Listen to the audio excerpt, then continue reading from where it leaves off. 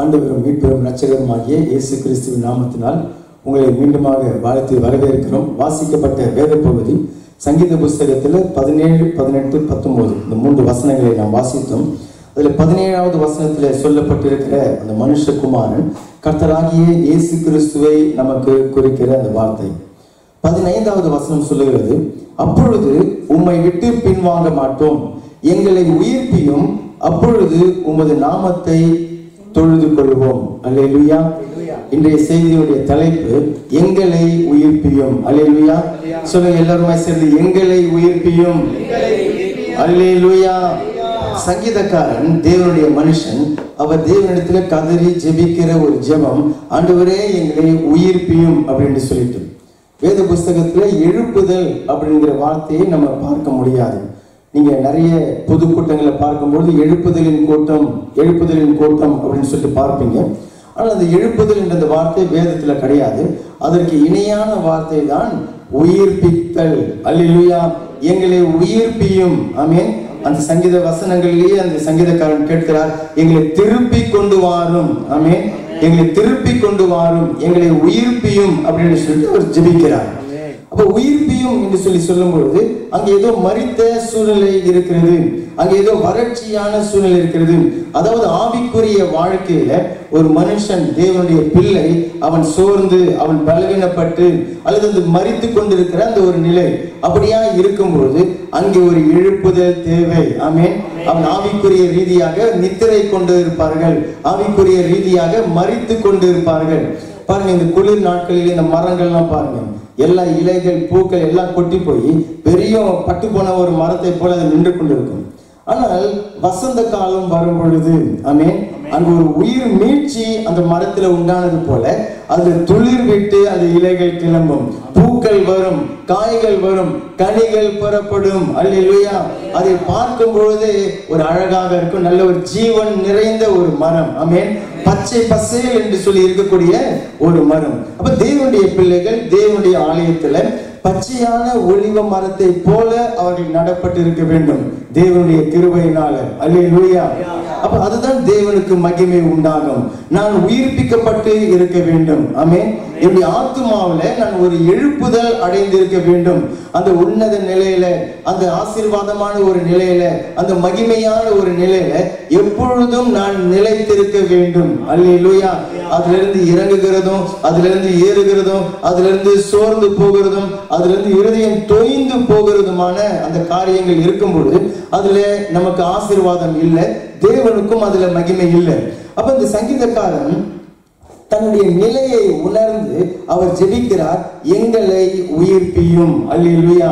அப்ப எங்களை உயிர்ப்பியும் அப்படின்னு சொல்லும் பொழுது நம்முடைய தனிப்பட்ட வாழ்க்கையில ஒரு உயிர்ப்பிக்குதல், நம்முடைய தனிப்பட்ட வாழ்க்கையில ஒரு எழுப்புதல். ஆமென். என்னுடைய ஆத்துமா தட்டி எழுப்பப்பட வேண்டும். அல்லேலூயா. அதே சமயத்துல என்னுடைய சபையும் ஒரு எழுப்புதல் உண்டாக வேண்டும். சபையும் கர்த்தருக்காக அது எழும்ப வேண்டும். ஆமென். அல்லேலூயா. சொல்லுங்க, எங்களை உயிர்ப்பியும், என்னை உயிர்ப்பியும் ஆண்டவரே, எங்கள் சபையை உயிர்ப்பியும் ஆண்டவரே. அல்லேலூயா. 1904வது வருடம் 5வது வருடங்களில் வேல்ஸ் தேசத்துல இவான் ராபர்ட்ஸ் என்கிற ஒரு பெரிய ஒரு தேவ மனுஷன், அவர் மூலியமாக பெரிய ஒரு எழுப்புதல் உண்டானது. அவர் தேவனிடத்துல கண்ணீரோடு ஜெபித்து அந்த தேசத்துல ஒரு பெரிய எழுப்புதலை உண்டு பண்ணார். ஜனங்கள் ஆயிரமாக கண்ணீரோடு வந்து தேவனுடைய பாதத்திலே தங்களை ஒப்பு கொடுத்தார்கள். ஆராய்ச்சியாளர்கள் சொல்லுகிறார்கள், கிட்டத்தட்ட 1,50,000 பேர் அந்த எழுப்புதல் காலத்துல அவர்கள் தொடப்பட்டார்கள், தேவனை தேடினார்கள் என்று சொல்லி ஆராய்ச்சியாளர்கள் சொல்லுகிறார்கள். அந்த இவான் ராபர்ட் சொல்லுகிறார், அவருடைய ஜெபத்தினுடைய முக்கிய பகுதியாக அவர் ஜெபிப்பதை, என்னை வணையும், என்னுடைய சபையை வணையும். அல்லேலூயா. வேறு வார்த்தையில சொன்னா, என்னை உயிர்ப்பியும், என்னுடைய சபையை உயிர்ப்பியும். அல்லேலூயா. இதுதான் நம்முடைய ஜெபமாக அது இருக்க வேண்டும். சங்கீதக்காரன் ஜெபிக்கிறார், ஆண்டவரே எங்களை உயிர்ப்பியும் அப்படின்னு சொல்லிட்டு அவர் ஜெபிக்கிறார். அப்ப அந்த உயிர்ப்பிக்குதல் நம்முடைய தனிப்பட்ட வாழ்க்கையில அந்த உயிர்ப்பிக்குதல் இருக்க வேண்டும். ஆமென் சொல்லுங்க. அல்லேலூயா. ஆவிக்குரிய வாழ்க்கையில நம்ம உறங்கி கொண்டு இருக்க கூடாது, தூங்கி கொண்டு நித்திரையில நாம இருக்கக்கூடாது. ஆவிக்குரிய வாழ்க்கையில எழும்பி பிரகாசிக்கிற ஒரு அனுபவத்துக்குள்ளாக நம்ம வர வேண்டும். அப்ப நம்முடைய தனிப்பட்ட அந்த வாழ்க்கையில ஆவிக்குரிய காரியத்துல நம்மை மரித்து போக பண்ணக்கூடிய ஒரு 3 காரியங்களை சுருக்கமாக அதை நாம் பார்க்க போகிறோம். அதே சமயத்துல சபையில கர்த்தர் 2 காரியங்களை நமக்கு அதை காண்பித்து கொடுத்து, என்னுடைய தனிப்பட்ட வாழ்க்கையில நான் உயிர்ப்பிக்கப்பட வேண்டும், அதே சமயத்துல சபையும் எழும்ப வேண்டும். கர்த்தருக்கு என்று இந்த கடைசி காலத்துல சபை வைராக்கியமாக எழும்ப வேண்டும். அல்லேலூயா. அப்ப நம்முடைய தனிப்பட்ட வாழ்க்கையில அந்த 3 காரியங்களை நாம் முதலாவது பார்ப்போம். முதலாவதாக அந்த சங்கீதக்காரன் சொல்லுகிறார் 18வது வசனத்துல, அப்பொழுது உம்மை விட்டு பின்வாங்கி போக மாட்டோம், எங்களை உயிர்ப்பியும், அப்பொழுது உமது நாமத்தை தொழுது கொள்ளுவோம். அல்லேலூயா. அப்ப அந்த எழுப்புதல், உயிர்ப்பிக்குதல், திருப்பி கொண்டு வருதல் அப்படின்னு சொல்லும்போது அது தேவனுடைய பிள்ளை ஒரு உன்னதமான ஒரு நிலையில அவன் இருக்கிறான். ஆமென். ஆசீர்வாதமான ஒரு நிலையில இருக்கிறான். தேவனோடு கைகோர்த்து நடக்கக்கூடிய ஒரு அனுபவத்துல அவன் இருக்கிறான். ஒரு உயர்ந்த ரகமான ஆவிக்குரிய வாழ்க்கையில நடந்து கொண்டிருக்கிறான். அதுல இருந்து அவன் தரம் குறைந்து போய் விடுகிறது. அதுல இருந்து அவன் கீழே விழுந்து விடுகிறான். இப்ப இந்த விழுந்த இந்த மனுஷனை உயிர்ப்பிக்க வேண்டும். அல்லேலூயா. அப்ப அவர் ஜெபிக்கிறார், எங்களை உயிர்ப்பியும் அப்படின்னு சொல்லிட்டு, ஏன் உயிர்ப்பிக்க வேண்டுமா? அதனுடைய வசனத்திலே சொல்றார், உம்மை விட்டு நாங்கள் பின்வாங்கி போய் இருக்கிறோம். அவர்கள் தேவனை விட்டு பின்வாங்கி போய் இருக்கிறார்கள்.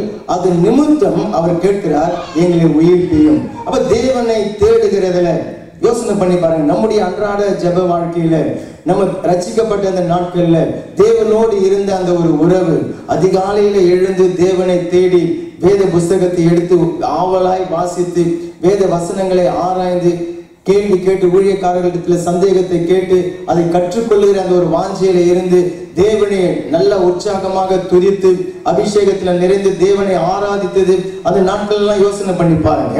அப்ப அந்த நாட்கள் எங்கே? அந்த உறவு எங்கே? அந்த உறவு அங்கே துண்டிக்கப்பட்டு விட்டது. அங்கே நமக்கும் தேவனுக்கும் நடுவுல ஏதோ ஒரு காரியம் உங்களை பின்வாங்கி போக செய்திருக்கிறது. முன்னாடி மாதிரி அந்த ஆர்வம் இல்லை, முன்னாடி மாதிரி அந்த உற்சாகம் இல்லை, முன்னாடி மாதிரி சபையில தேவனை தேடி வந்து அவரை ஆனந்தமா ஆர்ப்பரிக்கிற அந்த சந்தோஷம் இல்லை, முன்னாடி மாதிரி அந்த தேவனிடத்துல நேரத்தை செலவு பண்ணுகிற அந்த காரியங்கள் இல்லை, தேவனோடு உறவு இல்லை. ஏதோ ஒரு கடமைக்காக நம்ம ஜெபிக்கிற, ராத்திரி தூங்குறதுக்கு முன்னாடி ஒரு 10 நிமிஷம் அவசரமா பைபிள் படிச்சுட்டு அவசரமா ஜெபம் பண்ணிட்டு இவங்களை ஆசீர்வாதம் உலகத்திலிருந்து வீட்டு வரைக்கும் எல்லாருக்கும் ஆசீர்வாதத்தை சொல்லிட்டு 10 நிமிஷத்துல நம்ம படுத்து விடுகிறோம். அந்த உறவு எங்கே? அப்ப அவர் சொல்லுகிறார், நாங்கள் பின்வாங்கி நாங்கள் போகி இருக்கிறோம். தேவனுக்கும் எனக்கும் நடுவில் இருக்கிற அந்த ஒரு உறவு இல்லை. அப்ப கர்த்தர் சொல்லுகிறார், இன்றைக்கு நான் உன்னை உயிர்ப்பிப்பேன். ஆமென். இந்த சங்கீதக்காரனோடு சேர்ந்து நாமும் ஜெபிக்கலாம், ஆண்டவரே நான் பின்வாங்கி போயிருக்கிறேன், என்னை நீர் உயிர்ப்பிக்க வேண்டும் அப்படி என்பதாக. ஆமென். 1 ராஜாக்கள் புஸ்தகம் 18வது அதிகாரத்துல நமக்கு தெரிந்த வேத பகுதி, எலியா தீர்க்கதரிசி கர்மேல் பர்வதத்துல தேவனிடத்துல ஜெபம் பண்ணி அக்கினியை இறங்க பண்ணினவர். இஸ்ரவேல் ஜனங்கள் எலியாவுடைய நாட்களிலே அவர்கள் பின்வாங்கி போன ஜனங்களாக அவர்கள் இருந்தார்கள் பாருங்க. அப்ப 18வது அதிகாரம் 21வது வசனத்துல எலியா அந்த ஜனங்களை பார்த்து சொல்லுகிறார், இஸ்ரவேல் ஜனங்களை பார்த்து சொல்லுகிறார், அப்பொழுது எலியா சகல ஜனத்தண்டைக்கும் வந்து, நீங்கள் எந்த மட்டும் 2 நினைவுகளால் குந்தி நடப்பீர்கள்? கர்த்தர் தெய்வமானால் அவரை பின்பற்றுங்கள், பாகால் தெய்வமானால் அவனை பின்பற்றுங்கள் என்றான். ஜனங்கள் பிரதித்திரமாக அவனுக்கு ஒன்றுமே சொல்லல. பாகால் என்கிறது அன்றைய நாட்கள்ல விக்கிரக ஆராதனைக்குரிய அந்த விக்கிரகங்கள், அந்த தேசத்துல பரவி இருந்த விக்கிரக ஆராதனைகள். அப்ப எலியா அந்த ஜனங்களை பார்த்து கேட்கிறார், கர்த்தர் தான் தெய்வம்னா கர்த்தரை பிடித்துக் கொண்டிருங்கள், பாகால் தான் தெய்வம் என்றால் பாகாலை பிடித்துக் கொள்ளுங்கள். ஏன் 2 நினைவுகள்? இந்த ஜனங்களுடைய எண்ணம் எப்படி இருந்தது? 2 நினைவுகள்ல அவர்கள் பாகால்களையும் தொழுது கொண்டார்கள், அதே சமயத்துல கர்த்தரையும் ஒரு ஊருக்கை போல அவரையும் அவர்கள் பற்றி கொண்டார்கள். அவர் சொல்லுகிறார், அப்படி இருக்க முடியாது, அப்படி தேவனிடத்திலிருந்து ஆசீர்வாதத்தை பெற்றுக்கொள்ள முடியாது, அது தேவனுக்கு பிரியமாய் இருக்க முடியாது. நீங்க 2 நினைவுகளிலே இருக்கும் பொழுது நம்ம எப்படி நடக்கிறோம்? குந்தி நடக்கிறவர்களாக நீங்கள் இருக்கிறீர்கள். அதே கர்த்தராகிய இயேசு கிறிஸ்து லூக்கா 16வது அதிகாரம் 13வது வசனத்திலே அவர் சொல்லும் பொழுது, கர்த்தராகிய இயேசு கிறிஸ்து Luke 16 verset 13, 16வது அதிகாரம் 13வது வசனம், எந்த ஊழியக்காரனும் 2 எஜமான்களுக்கு ஊழியம் செய்யக்கூடாது, ஊழியம் செய்ய முடியாது. ஒருவனை பகைத்து மற்றவனை சிநேகிப்பான், அல்லது ஒருவனை பற்றி கொண்டு மற்றவனை அசட்டை பண்ணுவான். தேவனுக்கும் உலக பொருளுக்கும் ஊழியம் செய்ய உங்களாலே கூடாது என்பதாக கர்த்தராகிய இயேசு கிறிஸ்து அங்க சொல்லுகிறார். அங்க பாகாலுக்கும் கர்த்தருக்கும் நடுவில் இந்த ஜனங்கள் குந்தி குந்தி நடக்கிறார்கள். இயேசு சொல்லும் பொழுது உலகத்திலேயும் ஒரு கால் வைத்துக் கொண்டு இருக்கிறாங்க ஜனங்கள், தேவனிடத்திலேயும் ஒரு கால் வைத்துக் கொண்டு குந்தி குந்தி நடக்கிறார்கள். கர்த்தரை அசட்டை பண்ணிவிட்டு உலகத்தை பற்றி கொண்டிருக்கிறார்கள். அப்ப அந்த அந்த ஒரு சூழ்நிலையை பார்த்து எலியா தீர்க்கதரிசி அவர் வேதனை அடைந்தார். இன்றைக்கு கூட பாரு, ஜனங்கள் ஆரம்பத்துல அல்லது அவர் ரட்சிக்கப்பட்ட அந்த நாட்கள்ல தேவனை வைராக்கியமாக தேடி வருவாங்க. நைட்டு கூட்டமாக இருந்தாலும் சரி, உபவாச கூட்டமாக இருந்தாலும் சரி, பரிந்துரை ஜபங்களாக இருந்தாலும் சரி, இங்க அங்க எங்க ஜபங்கள் கூட்டங்கள் நடந்தாலும் ஆராதனையில தவறாம கலந்து கொள்ளுகிற அந்த ஜனங்களாக இருப்பாங்க. தன்னுடைய சொந்த வாழ்க்கையில தேவனுக்கு நேரத்தை கொடுக்கிறவர்களாக இருப்பாங்க. ஆனால் இப்போ வேலை வந்துடுச்சு, அந்த வேலை இந்த வேலை, பிள்ளைகளை கவனிக்கணும், அல்லது குடும்ப வேலை, அந்த வேலை, வீட்டு வேலை, இப்படின்னு சொல்லி அநேக வேலைகள் குறுக்கில் வந்து விடுவோம். இப்ப தேவனுக்கு கொடுக்க வேண்டிய நேரம் திருடப்பட்டு விட்டது. தேவனோடு அது சரியான உறவு இல்லை. இப்ப எலியா தீர்க்கதரிசி அந்த 18வது அதிகாரத்துக்கு திருப்பி கொள்ளுங்க. அங்கே அந்த ஜனங்கள் எல்லாம் கூடி வர செய்து அவர் செய்த காரியங்கள் என்ன, அங்க நிறைய காரியங்களை அவர் செய்திருக்கிறார். அங்கே அந்த பாகாலுடைய தீர்க்கதரிசிகளும் வராங்க, அவர்கள் தங்கள் தேவனை கூப்பிடுகிறார்கள், ஒன்றும் பதில் இல்லை. சரி, ஆனால் 30வது வசனத்திலிருந்து நீங்கள் 39வது வசனம் வரைக்கும் நீங்க வாசித்து பார்க்கும்போது அங்க என்ன நடக்கிறது? எலியா தீர்க்கதரிசி அந்த கர்மேல் பர்வதத்துல தேவனுடைய பலிபீடத்தை கட்டி எழுப்புகிறார். அல்லேலூயா! தேவனுடைய பலிபீடத்தை அவர் செப்பனிடுகிறார். ஆமென். தேவனுடைய பலிபீடம் என்கிறது எனக்கும் தேவனுக்கும் நடுவில் இருக்கிற ஒரு தொடர்பை குறிக்கிறது, ஒரு உறவை குறிக்கிறது. நானும் தேவனும் சந்திக்கிற ஒரு இடம் தான் பலிபீடம். அல்லேலூயா! தேவனோடு நமக்கு கொடுக்கக்கூடிய அந்த தனிப்பட்ட ஜெப நேரத்தை அது குறிக்கிறது. அல்லேலூயா! அப்போ அதை கட்டி எழுப்புங்க, அது பழுது பார்த்து கொள்ளுங்க. கர்த்தர் இன்றைக்கு பேசுகிறார். ஆமென். எலியா தீர்க்கதரிசி அன்றைக்கு அவன் செய்தான். அப்பொழுது அங்கு பலிகளை இட்டான். பலிகளை இட்ட பொழுது கர்த்தர் வானத்திலிருந்து அக்கினியை அனுப்பி, ஆமென், அந்த பலியை அவர் அங்கீகரித்தார். அல்லேலூயா! நம்முடைய வாழ்க்கையில் அக்கினி இறங்கி வர வேண்டும். என்னுடைய தனிப்பட்ட ஜெப வாழ்க்கையில் அக்கினி இறங்கி வர வேண்டும். அப்பொழுது என்னுடைய பலிபீடம் கட்டப்பட வேண்டும். ஆமென். பாருங்க, பைபிள் படிக்கிறதுக்கு எவ்வளவு நேரத்தை நான் கொடுக்கிறேன், ஜெபம் பண்ணுகிறதுக்கு எவ்வளவு நேரத்தை நான் கொடுக்கிறேன், உலகத்துக்கு நான் எவ்வளவு நேரத்தை நான் கொடுக்கிறேன். இப்ப நீங்க தான் கணக்கு பண்ணி பார்க்கணும். அப்ப என்னுடைய வேத வாசிப்பு அதிகரிக்கப்பட வேண்டும். கர்த்தரை ஆராய்ந்து, வேதத்தில் ஆராய்ந்து துதிக்கிறது அதிகரிக்கப்பட வேண்டும். கர்த்தரை அவருடைய ஆலயத்தில் வந்து அவரை ஆராதிக்கிறது அதிகப்படுத்தப்பட வேண்டும். பலிபீடம் கட்டப்பட வேண்டும். அப்பொழுது கர்த்தர் அங்க அக்கினியை இறங்க பண்ணுவார். அல்லேலூயா! இந்த ஜனங்கள் எல்லாரும் அதை பார்த்து கொண்டிருந்த ஜனங்கள் அவர்கள் உயிர்ப்பிக்கப்பட்டார்கள். ஆமென். கர்த்தர் அண்டையில் அவர்கள் திரும்பி கொண்டு வரப்பட்டார்கள். அவர்கள் இருதயத்தில் ஒரு எழுப்புதல் அடைந்தார்கள். அவர்கள் எல்லாருமே முகம் குப்புற விழுந்து கர்த்தரே தெய்வம், கர்த்தரே தெய்வம் என்று சொல்லி அவர்கள் ஆர்ப்பரித்தார்கள். அல்லேலூயா! அன்பான தேவ ஜனங்களே, ரட்சிக்கப்பட்ட தேவ ஜனங்களே, கர்த்தர் சொல்லுகிறார், அவருடைய பலிபீடத்தை கட்டி எழுப்புங்கள். அல்லேலூயா! உங்களுடைய தனிப்பட்ட வாழ்க்கையில, உங்களுடைய சொந்த ஜெப வாழ்க்கையில நீங்க அந்த பலிபீடத்தை கட்டி எழுப்ப வேண்டும். ஆமென். மற்றபடி நீங்க தேவனுடைய பிள்ளைகளா இருப்பீங்க. எப்பயா கடமைக்காக சபைக்கு வந்துட்டு போகக்கூடிய ஒரு ஜனங்களாக இருப்பீங்க, கடமைக்காக ஜெபிக்கிறவர்களா இருப்பீங்க, அவசர அவசரமா பைபிளை படிக்கிறவர்களாக இருப்பீங்க. ஆனா உள்ளார தேவனோடு இருக்கக்கூடிய அந்த ஒரு பலிபீடம் கட்டப்பட்டு இருக்க முடியாது. அது இடிந்து போன ஒரு சூழ்நிலையில் இருக்கும். இன்றைக்கு சங்கீதக்காரனோடு சேர்ந்து, ஆண்டவரே எங்களை கட்டி எழுப்பும். அல்லேலூயா! எங்களை உயிர்ப்பியும். நாங்கள் பின்வாங்கி போனோம். அப்ப நாங்கள் உயிர்ப்பிக்கப்படும் பொழுது நாங்கள் என்ன பண்ணுவோமா? கர்த்தரை தொழுது கொள்வோம். அல்லேலூயா! கர்த்தரை தொழுது. எதுக்காக உயிர்ப்பிக்கப்படணும்? எதற்காக நான் எழுப்புதல் அடைய வேண்டும்? எதற்காக நான் திரும்ப கொண்டு வரப்பட வேண்டும்? நான் கர்த்தரை தொழுது கொள்வேன். ஆமென். அவருடைய பாதத்தை, அந்த நல்ல பங்கு, அந்த பாதத்தை நான் பற்றி கொள்வேன். ஆமென். அல்லேலூயா! சரி, இரண்டாவது காரியமாக அந்த சங்கீதக்காரன் அவர் ஜெபித்த அந்த ஜெபம் 80 வருகிறது. 85வது சங்கீதம் 6வது வசனம். என்னுடைய பலிபீடம் இன்றைக்கு கட்டப்பட வேண்டும். ஆமென் சொல்லுங்க. தூங்குகிற நான் விழித்தெழுந்திருக்க வேண்டும். அல்லேலூயா! நித்திரையில இருக்கிற நான் விழித்தெழுந்திருக்க வேண்டும். அல்லேலூயா! கர்த்தர் எச்சரிப்பாய் நம்மை சொல்லுகிறார். அதிகாலையில எழுந்திருக்க சொல்லுகிறார். காலையில எழுந்திருக்க முடியலையா, மாலையில நீங்க ஜெபிக்கிற நேரம், வேலைக்கு போகிறவர்கள் மாலையில ஜெபிப்பீங்கன்னு சொன்னா மாலையில ஜெபியுங்கள். வீட்டுல இருக்கிற பெண்கள் வேலைகள்லாம் இருக்கிறதுன்னு சொன்னா மதிய நேரத்துல நீங்கள் ஜெபியுங்கள். காலையில எழுந்துட்டு எனக்கு அப்பதான் தூக்கம் வருதுன்னா நல்லா தூங்கிட்டு மதியானமா எழுந்திருந்து ஜெபியுங்கள். அல்லேலூயா, அல்லேலூயா. கர்த்தர் சொல்கிறார், தூங்குகிற நீ எழுந்திருக்க வேண்டும், அப்பொழுது கர்த்தர் உன்னை பிரகாசிப்பார். ஆமென். கர்த்தர் உன்னை பிரகாசிப்பார், கர்த்தர் உன்னை உயர்த்துவார், அவர் எடுத்து பயன்படுத்துவார். சங்கீதம் 85:6 உமது ஜனங்கள் உம்மில் மகிழ்ந்திருக்கும்படி நீ எங்களை திரும்பவும் உயிர்ப்பிக்க மாட்டீரோ. அல்லேலூயா. சொல்லுங்க, ஆண்டவரே எங்களை திரும்பவும் உயிர்ப்பியும். ஏன் திரும்பவும் உயிர்ப்பியும் என்று சொல்லி கேட்கிறார்.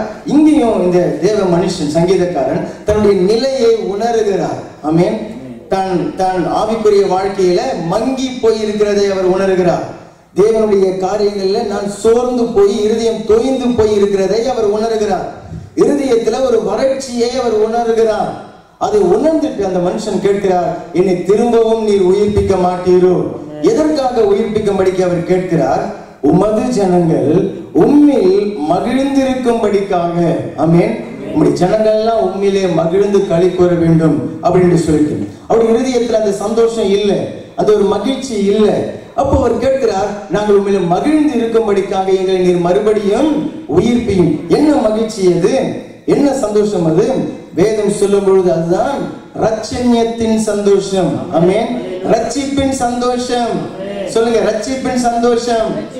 எனக்குள்ளாக அந்த ரட்சிப்பின் சந்தோஷத்தை மீண்டுமாக ஆண்டவரே உயிர்ப்பியும். ரட்சிப்பின் சந்தோஷம். நான் ரட்சிக்கப்பட்ட அந்த நாட்களை நீங்க யோசனை பண்ணி பாருங்க. 1 வருஷம் இருக்கலாம், 3 வருஷம் இருக்கலாம், 5 வருஷங்கள் இருக்கலாம், 10, 15, 20 வருஷங்கள் இருக்கலாம். நீங்க அந்த ரட்சிக்கப்பட்ட அந்த நாட்களில் ஒரு பெரிய சந்தோஷம். ஆமென். எனக்கு நான் உணர்ந்திருக்கிறேன். மற்றவர்கள் முகத்தை பார்க்கும் பொழுது, அவங்க ஞானஸ்நானம் எடுத்து அந்த ஜனங்கள் ரட்சிக்கப்பட்டு கர்த்தரோடு அவர்களுடைய வந்து தங்கும் பொழுது, அந்த அனுபவத்தை பார்க்கும் பொழுது நமக்கு பார்க்கிறவர்களுக்கு பெரிய சந்தோஷம் இல்லையா? கர்த்தருடைய அந்த சந்தோஷம் நம்முடைய இருதயத்தை நிரப்பும் அந்த நேரத்தில். ஏன்? கர்த்தர் என் பாவங்களை எல்லாம் அவர் கழுவி விடுகிறார். ஆமென். என்னுடைய இருதயத்தில் வந்து ரட்சகர் தங்குகிறார். இயேசு கிறிஸ்து எனக்குள்ள தங்குகிறார். பரிசுத்த ஆவியானவர் என்னை ஆலயமாக மாற்றி எனக்குள்ள வந்து தங்கி இருக்கிறார்.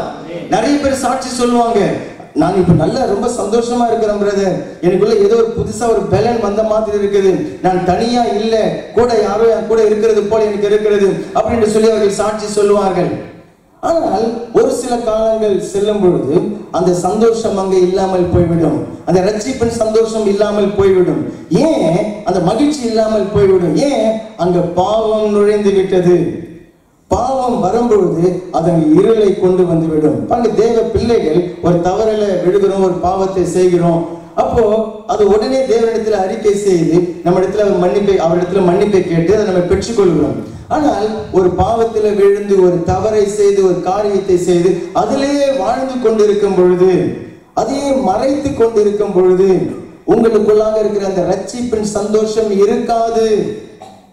சபைக்கு வருவோம், கைகளை உயர்த்தி பாடுவோம், ஆமீன் அல்லேலூயா சொல்லுவோம், பைபிள் கூட வாசிப்போம், வந்து 1-2 காரியங்களை கூட நம்ம எடுத்து நம்ம செய்ய முடியும், ஊழியம் கூட நம்ம செய்ய முடியும். இவைகள் எல்லாவற்றையும் பழக்கத்தினால ஒரு வழக்கத்தினால நம்ம செய்து கொண்டு இருப்போம். ஆனால் உண்மையான அந்த ஒரு ரட்சிப்பின் சந்தோஷம் அங்க இருக்க முடியாது. என் ரட்சகருக்காக நான் இதை செய்கிறேன், என் ஆண்டவரை நான் ஆராதிக்கிறேன் அப்படிங்கிற அந்த ஒரு ரட்சணிய சந்தோஷம் அங்க இருக்க முடியாது. என் பாவங்கள் மன்னிக்கப்பட்ட அந்த நிச்சயம் எனக்குள்ள இருக்க முடியாது. அந்த சந்தோஷம் அங்கிருந்து விலகி போய்விடும். யோசனை பண்ணி பாருங்க. உதாரணத்துல சங்கீதம் 51 பாருங்க. அங்கேயும் ஒரு தேவனுடைய மனுஷன், அவரும் ஒரு ஜெபத்தை அவர் ஏறெடுக்கிறார். சங்கீதம் 51 12வது வசனம், அது 7வது வசனத்திலிருந்தே கூட நம்ம வாசிக்கலாம். நீர் என்னை ஈசோப்பினால் சுத்திகரியும், அப்பொழுது நான் சுத்தமாவேன்.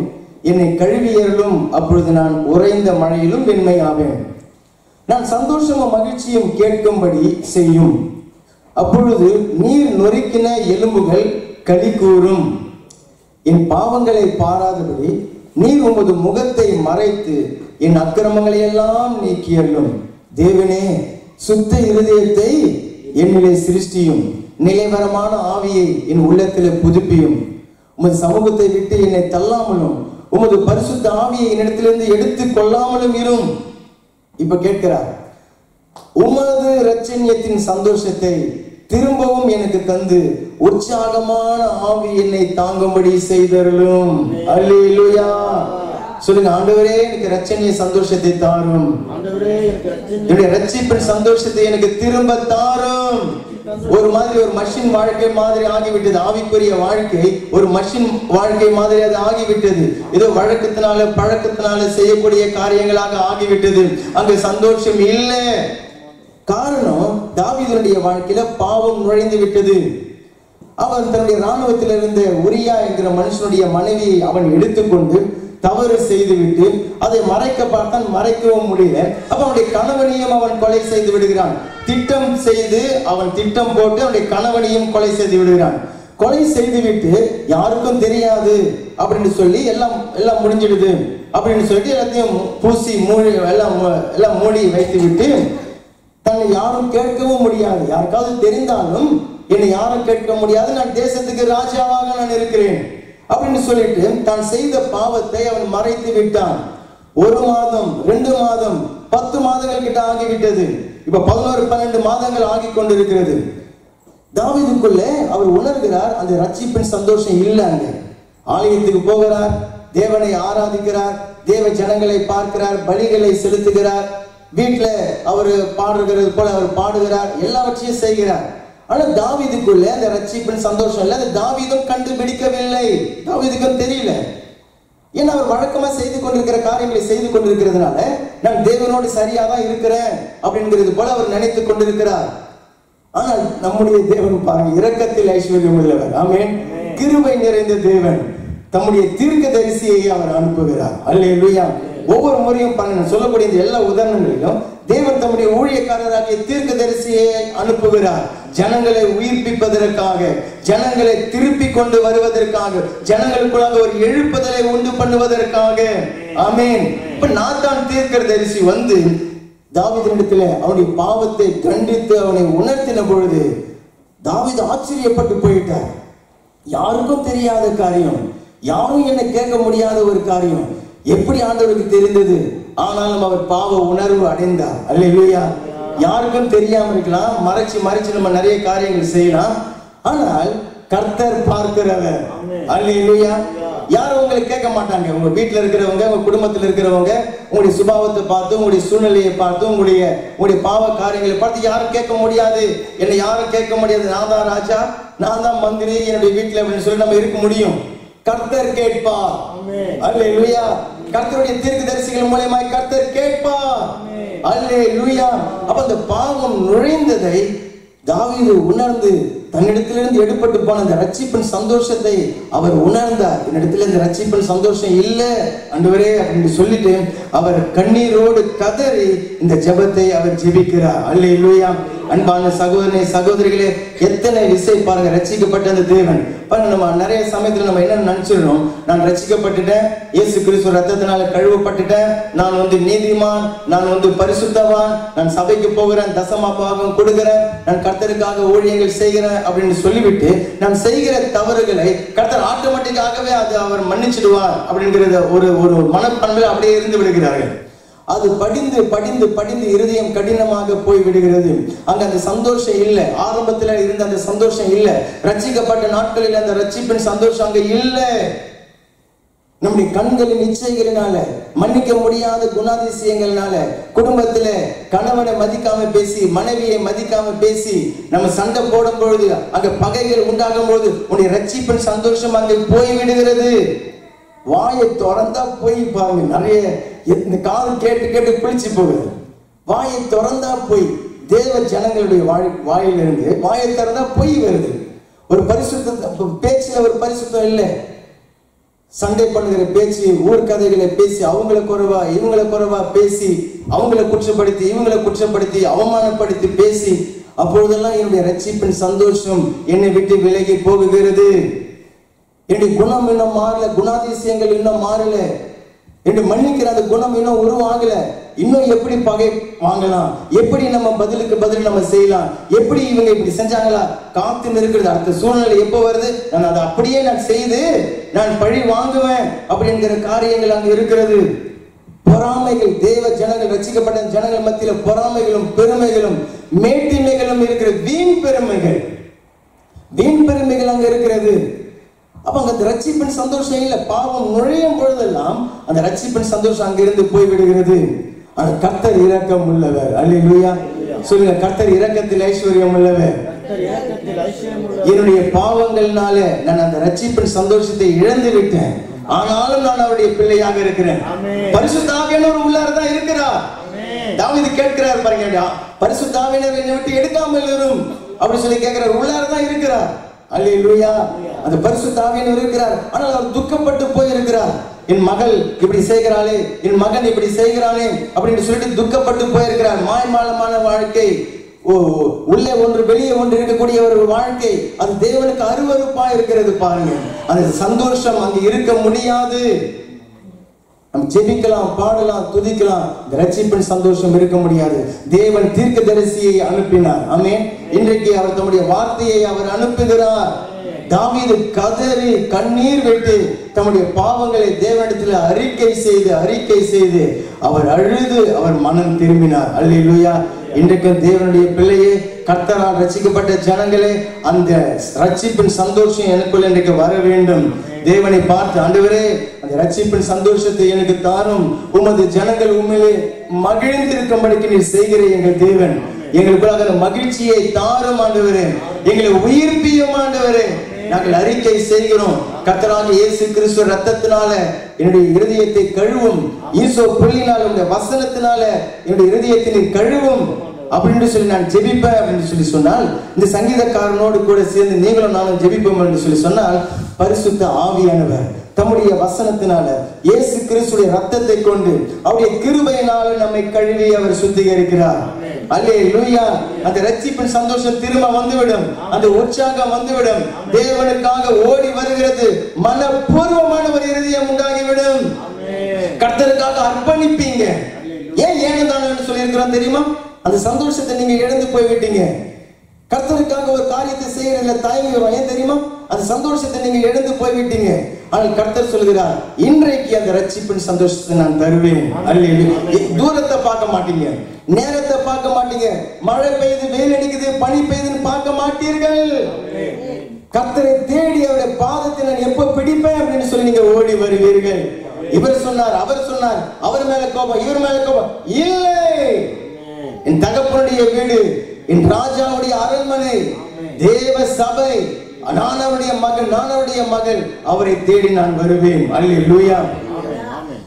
சங்கீதம் 119 திருப்ப வேண்டாம், அது திரும்ப திரும்ப நான் பார்த்ததுல பல வசனங்கள் தாவீது கேட்ட ஒரு ஜெபம், ஆண்டவரே என்னை உயிர்ப்பியும், ஆண்டவரே என்னை உயிர்ப்பியும். திரும்ப திரும்ப அவர் கேட்கிறார், என் ஆத்துமா மண்ணோடு ஒட்டி கொண்டு இருக்கிறது, என்னை உம்முடைய வசனத்தினால உயிர்ப்பியுங்க. அல்லேலூயா. உம்முடைய கிருபையினால என்னை உயிர்ப்பியுங்க, உம்முடைய நீதியினால என்னை உயிர்ப்பியுங்க. இதுதான் என்னுடைய ஜெபம். பாருங்க, நம்ம யாரோ என்னதான் சொல்றாரோ உன்னதான் சொல்றாருன்னு சொல்லி நினைக்க கூடாது. ஒவ்வொரு தேவ பிள்ளைகளும் அப்பப்போ தங்களை ஆராய்ந்து பார்த்து அவர்கள் ஜெபிக்க வேண்டிய ஒரு உத்தமமான ஒரு ஜெபம். அல்லேலூயா. என்னை ஆராய்ந்தார்கள் ஆண்டவரே, என் இருதயத்தை அறிந்து கொள்ளும் ஆண்டவரே, வேதனை உண்டாக்குகிற வழிகள் இருந்தால் அதை எடுத்து போடுங்க ஆண்டவரே, நித்திய ஜீவ பாதையில என்னை நடத்துங்கப்பா, ரட்சிப்பின் சந்தோஷத்தை நான் அனுபவிக்க வேண்டும். ஒவ்வொரு நாளும் அதுல பாதிப்பு வருதுன்னு சொன்னா உடனே நான் என்னை ஆராய்ந்து பார்த்து எங்க நான் பாவம் செய்திருக்கிறேன், எங்க நான் தவறு செய்திருக்கிறேன், உடனே தேவனிடத்துல மன்னிப்பு கேட்டு அவர் மன்னிக்கிறதுல உண்மையும் நீதியும் உள்ள தேவனாய் இருக்கிறார். ஆமென். அப்ப இன்னைக்கு கர்த்தர் சொல்கிறார், தூசியை உதறி விட்டு நீ எழுந்துரு. ஆமென். தூக்கத்தை விட்டு எழும்புன்னு சொல்லி சொன்னாரு. இப்ப சொல்றாரு, நீ தூசியை உதறி விட்டு நீ எழும்பு. ஆமென். நான் உன்னை பிரகாசிக்க பண்ண வேண்டும். அல்லேலூயா. சரி, மூன்றாவதாக ஆபகுக் புஸ்தகத்துல 3வது அதிகாரம், ஆபகுக் புஸ்தகம் 3வது அதிகாரம், பழைய ஏற்பாட்டுல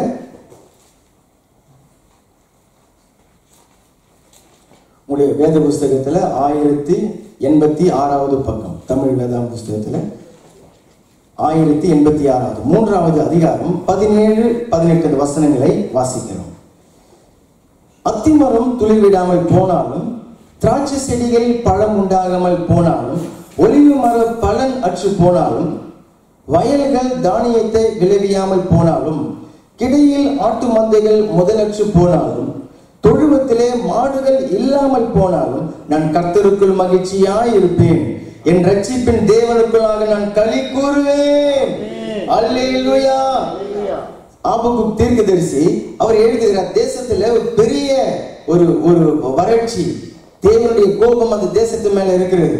அப்ப அந்த சமயத்துல அந்த சங்கீதத்தை அவர் எழுதுகிறார், இந்த வரிகளை அவர் எழுதுகிறார். அதாவது அவர் எதிர்பார்த்து நம்பி இருக்கக்கூடிய அநேக நன்மைகள் அவருடைய பொருளாதாரம் சம்பந்தப்பட்டிருக்கிறது. அத்தி மரம் துளிர்விடாமல் போனாலும், திராட்சை செடிகள் பலனற்று போனாலும், ஒலிவு மரத்து பலன் அற்று போனாலும், வயல்கள் தானியத்தில் விளைவிக்காமல் போனாலும், கிடையில் ஆட்டு மந்தைகள் முதலற்று போனாலும், தொழுவத்திலே மாடு இல்லாமல் போனாலும் என்று சொல்லும் பொழுது இவைகள் தான் அவர்களுக்கு வருமானம் வரக்கூடிய வழிகள் இல்லையா? அதே ஆவிக்குரிய அர்த்தத்துல நீங்க பார்த்தால் கூட, நம்முடைய பொருளாதாரத்துல ஒரு பாதிப்பு வந்தாலும், நம்முடைய சரீர ஆரோக்கியத்துல ஒரு பாதிப்பு வந்தாலும், அல்லது குடும்பத்திலே ஏதோ ஒரு சின்ன ஒரு சச்சரவு, குடும்பத்துல ஒரு சின்ன ஒரு போராட்டம், அல்லது மந்தைகள் ஆத்துமாக்கள் மத்தியில ஒரு சின்ன ஒரு குழப்பம், அல்லது ஒரு சின்ன ஒரு சோர்வு, அல்லது எப்படி இருந்தாலும் சரி, ஆவிக்குரிய ஜெப வாழ்க்கையில எப்படி இருந்தாலும் சரி, நான் கர்த்தருக்குள்ளாக நான் சந்தோஷமாய் இருப்பேன். அல்லேலூயா. ஆவிக்குரிய வாழ்க்கையில சொல்லும்போது ஜெப வாழ்க்கையில நீங்க சோர்ந்து போகிறத பத்தி சொல்லல, அதுல நம்ம எழுதி பிரகாசிக்க வேண்டும். அல்லேலூயா. ஆமென். அவர் சொல்ற அந்த ஒலிவ மரம் கனி கொடுக்காமல் போனாலும், பலனற்று போனாலும், அந்த ஒலிவ மரம் என்று சொல்லுகிறது அபிஷேகத்தை குறிக்கிறது, ஊழியத்தை குறிக்கிறது. ஊழியத்துல ஒரு சின்ன சச்சரவு அல்லது ஊழியத்துல பாருங்க, ஆத்துமாக்களை வைத்து நடத்துகிறதுங்கிறது ஒரு சாதாரண காரியம் இல்லை. ஊழியக்காரர்களை பாக்குறீங்க இல்லையா? அவங்களை பார்க்கும் பொழுது ஆத்துமாக்களை நடத்துகிறது மூலியமாக நிறைய சச்சரவுகளை, நிறைய அந்த குழப்பங்களை சந்திக்க வேண்டிய சூழ்நிலைகள் அவங்க இருக்கிறாங்க. ஆனாலும் ஊழியக்காரர்கள் மாத்திரம் இல்ல, தேவனுடைய பிள்ளைகள் கூட ஒவ்வொருவரும் சொல்ல வேண்டிய வசனம், எது எப்படி இருந்தாலும், ஆமென், எது எப்படி ஊழியம் எப்படி இருந்தாலும் கூட பரவாயில்ல, ஆத்துமாக்கள் எத்தனை வந்தாலும் எத்தனை வராட்டா இருந்தாலும் கூட பரவாயில்ல, நான் கர்த்தரோடு இருப்பேன். அல்லேலூயா. நான் கர்த்தருக்குள்ள நான் மகிழ்ச்சியா இருப்பேன். எந்த குறை இருந்தாலும் சரி, எந்த போராட்டம் இருந்தாலும் சரி, எந்த பிரச்சனை இருந்தாலும் சரி, எந்த ஒரு சிறிய காரியத்தில் ஒரு தோல்வி இருந்தாலும் சரி, நான் கர்த்தருக்குள் மகிழ்ச்சியா இருப்பேன். அல்லேலூயா. இதுதான் தேவ பிள்ளைகள் ஒவ்வொருவருடைய அனுபவமும். ஆமென். ஒரு நேற்று கூட ஒரு சகோதரி சொன்னாங்க பாருங்க, அநேக போராட்டங்கள் இருக்கும் வாழ்க்கையில, அநேக பிரச்சனைகள் இருக்கும் வாழ்க்கையில, ஆனால் நான் கர்த்தரோடு இருப்பேன், நான் என் தேவனோடு நான் இணைந்து இருப்பேன், அவருக்குள்ள நான் மகிழ்ச்சியா இருப்பேன், நான் அவருக்குள்ளாக இருப்பேன். நமக்கு எப்படி அத்திமரம் நல்லா பூத்து காய் காத்து கணிச்சாதான் நமக்கு சந்தோஷம் வரும் இல்லையா? திராட்சை பழம் நல்ல கொத்து கொத்தா காய்ச்சாதான் நம்மளுக்கு சந்தோஷமாக இருக்கும். ஒரு வேலை கிடைச்ச சந்தோஷம், கார் வாங்கினா சந்தோஷம், வீடு கட்டினா சந்தோஷம் இல்லையா?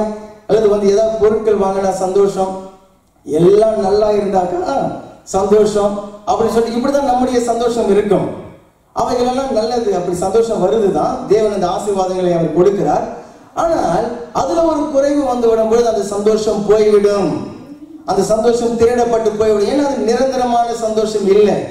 அப்போ சொல்லுகிறார், அந்த நிரந்தரமான சந்தோஷம் எது? கர்த்தருக்குள் இருக்கிற சந்தோஷம். அல்லேலூயா. கர்த்தருக்குள் மகிழ்ச்சியா இருக்கிற அந்த ஒரு சந்தோஷம். ஆமென். நான் ரட்சிக்கப்பட்டவன், நான் தேவனுடைய பிள்ளையாக இருக்கிறேன், ரட்சகர் தேவாதி தேவன் எனக்குள்ள வாசம் பண்ணுகிறார், அவர் என்னை விட்டு ஒரு காலமும் விலக மாட்டார், அவர் என் பேரிலே பிரியமாய் அவர் இருக்கிறார், என் பேரிலே அவர் கம்பீரமாய் களி கூறுகிறார், அவருடைய உதவி, அவருடைய கிருபை, அவருடைய இரக்கம் என்றைக்கும் எனக்கு உண்டு. ஆமென். அவருடைய வாக்குத்தத்தம் எனக்கு உண்டு. அவர் என்னோடு கூட உடன்படிக்கை பண்ணி இருக்கிறார். இப்ப இருக்கிற ஒரு சூழ்நிலை குறைவாக இருக்கலாம், ஒரு பிரச்சனை இருக்கலாம், ஆனால் அதிலேயே என்னை அவர் விட்டுவிட மாட்டார். ஆமென். அப்படி இருக்கக்கூடிய அந்த சூழ்நிலை கூட நான் கர்த்தருக்குள்ளாக நான் மகிழ்ச்சியாக நான் இருப்பேன். ஆமென். கர்த்தருக்குள்ளாக இருக்கிறது தான் அந்த ஒரு மகிழ்ச்சி. ஏதோ நான் சபைக்கு வந்தேன், அந்த அம்மா இப்படி ஒன்று பேசினாங்க, இந்த ஐயா இப்படி ஒன்று செஞ்சாரு, உடனே நான் முறுக்கிக்கிட்டு போறேன், இது கிடையாது சபை. பாருங்க இல்லையா? அப்படி கிடையாது. நான் கர்த்தருக்குள்ள மகிழ்ச்சியாக இருப்பேன். அல்லது குடும்பத்துல ஒரு சின்ன ஒரு பிள்ளை ஒரு படிக்கல, ஒரு நல்ல மார்க் எடுத்து, இந்த பிள்ளை கொஞ்சம் குறைவா மார்க் எடுக்குது, அல்லது ஒரு கடன் பிரச்சனை, அல்லது கணவன் மனைவிக்குள்ள ஒரு சின்ன ஒரு போராட்டம், இது எது நடந்தாலும் சரி, இதுல நீங்க உங்கள் சந்தோஷத்தை நீங்கள் பெற்றுக்கொள்ளக்கூடிய காரியங்கள்ல எதுல பிரச்சனை வந்தாலும் அந்த ரட்சிக்கப்பட்டவர்கள் காட்டக்கூடிய ஒரே இடம் கர்த்தரிடத்துல தான் அதை காட்டுகிறது இல்லையா? கர்த்தருக்கு தான் அந்த குறை வச்சு விடுகிறது. அவர் தான் என்னமோ அந்த குறைகளை கொடுத்தது போல, ஏன் தான் கர்த்தர் எனக்கு இப்படி செய்தாரோ, ஏன் தான் எனக்கு இந்த வியாதியை கொடுத்தாரோ, நான் பார்த்து அவர் கேட்கலான்னு தான் இருக்கிறேன், நீ பார்க்கவே மாட்டேன் இல்லையா? இப்படி கேள்வி கேட்கிற ஆட்களுக்கு எப்படி பார்க்கிறது? அப்ப கர்த்தர் சொல்லுகிறார், கர்த்தருக்குள் மகிழ்ச்சியா இரு. அல்லேலூயா. பிலிப்பியர் புத்தகத்துல 4வது அதிகாரம் 4வது வசனம் அப்போஸ்தலர் பவுல் சபையை உற்சாகப்படுத்தி அவர் எழுதுகிறார், கர்த்தருக்குள் எப்பொழுதும் சந்தோஷமாய் இருங்கள். சொல்லுங்க, கர்த்தருக்குள் எப்பொழுதும் சந்தோஷமாய் இருங்கள். மீண்டும் சொல்லுகிறேன், சந்தோஷமாய் இருங்கள். அல்லேலூயா. கர்த்தருக்குள் சந்தோஷமாய் இருங்கள் சொல்றவர் எங்க இருக்கிறார்? இப்போ ஜெயில இருக்கிறார், ரோமர் ஜெயில இருக்கிறார். எப்ப விடுதலையாக்க போகிறாங்க? விடுதலை ஆகுமா ஆக மாட்டோமா, தலையை வெட்டுவானா, ஒண்ணுமே தெரியாது. அந்த சிறைச்சாலையில உட்கார்ந்து கொண்டு வெளியில நல்லா ஃப்ரீயா இருக்கிற ஜனங்களுக்கு அவர் எழுதுறாரு, சந்தோஷமாய் இருங்கள். அல்லேலூயா. எப்பொழுதும் சந்தோஷமாய் இருங்கள், கர்த்தருக்குள் சந்தோஷமாய் இருங்கள். பாடுகள் உபத்திரவங்கள் உண்டு, ஆமென். துக்கங்கள் வரலாம், குடும்பத்துல புரிஞ்சு கொள்ளாத தன்மைகள் வரலாம். ஆனா நான் ஒரு காலமும் தேவனோடு இருக்கிற அந்த அவருக்குள்ள இருந்து நான் பெற்றுக்கொள்கிற அந்த ஒரு சந்தோஷத்தை நான் இழக்க மாட்டேன். நான் அபிஷேகம் பண்ணப்பட்டவன், எனக்குள்ள ஆவியானவர் இருக்கிறார், என்னை அவர் இந்த ஊழியத்தில் அவர் வைத்திருக்கிறார், எனக்கு இந்த காரியங்களை கொடுத்திருக்கிறார், என்னை கொண்டு இந்த காரியங்களை அவர் செய்வார், எனக்கு இப்படிப்பட்ட வாக்குத்தத்தங்கள் கொடுக்கப்பட்டிருக்கிறது, என் இரட்சகர் என்னோடு கூட இருக்கிறார். இதுதான் ரட்சிக்கப்பட்ட பிள்ளைகளுடைய சந்தோஷமும் தைரியமும். ஆமென். அல்லேலூயா. இது ஒரு காலமும் போகவே போகாது. பாருங்க, உலகத்தால கொடுக்கவும் முடியாது, உலகத்தால எடுத்து போற்றவும் முடியாது.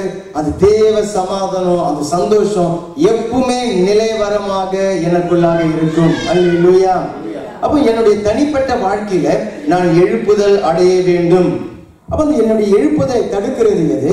எனக்கும் கர்த்தருக்கும் நடுவில் இருக்கிற அந்த பலிபீடம் தகர்க்கப்பட்டு விடும் பொழுது நான் மரித்து போனவனாக ஆகிவிடுகிறேன்.